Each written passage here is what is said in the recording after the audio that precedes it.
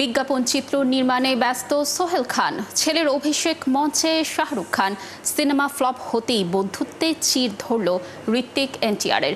বিশ্বখ্যাত K pop girl group ব্ল্যাকপিঙ্কের নতুন album আসছে ৩ বছর ২ মাস পর। এক নজরে বিনোদন দুনিয়ার খবরাখবর আফান মিতুলের প্রতিবেদনে।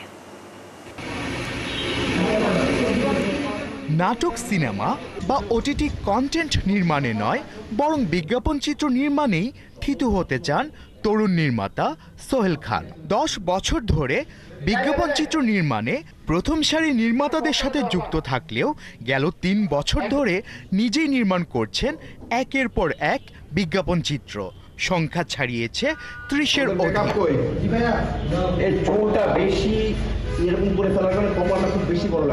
মাত্র 20 বা 30 সেকেন্ডের মধ্যে একটি পরিপূর্ণ গল্প মানুষের কাছে পৌঁছে দিতে হয় টিভিসির মাধ্যমে, যে গল্পে থাকে একটি বার্তা।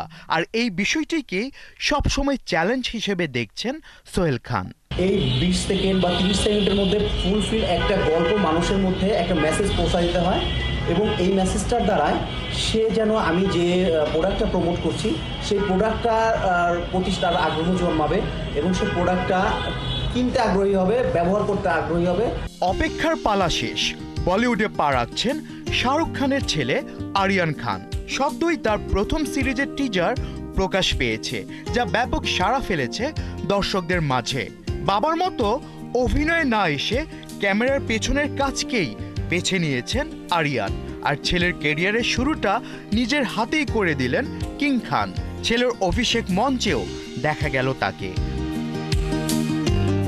বলিউড হার্টথ্রব ঋতিক রোশন আর দক্ষিণের টাইগার জুনিয়র এনটিআরের যুগলবন্দি, দৃষ্টিনন্দন বিএফএক্স এবং অ্যাকশন স্টান্ট থাকা সত্ত্বেও বক্স অফিসে আশানুরূপ সাড়া ফেলতে পারেনি ওয়ার 2 সিনেমাটি। ছবির অপ্রত্যাশিত এই ব্যর্থতা কি দুই তারকার বন্ধুত্বের চির ধরালো?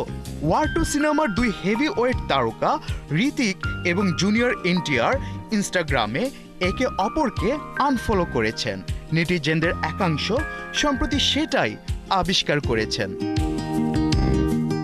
বিরতি ভেঙে কনসার্টে ফিরেছে ব্ল্যাকপিঙ্ক। এর মাঝেই নতুন অ্যালবাম নিয়ে হাজির হচ্ছে বিশ্বখ্যাত K pop girl group Blackpink. এদিকে নভেম্বর নাগাদ অ্যালবাম প্রকাশের পর তারা আবার মঞ্চে ফিরবেন। পূর্ণাঙ্গ অ্যালবাম হিসেবে তাদের শেষ কাজ ছিল দ্বিতীয় স্টুডিও অ্যালবাম বর্ন পিঙ্ক। এটি প্রকাশিত হয়েছিল 2022 সালের 16 সেপ্টেম্বর। সে হিসাবে 3 বছর 2 মাস পর অ্যালবাম আনছে এই গ্রুপটি। আফান মিতুল, 71।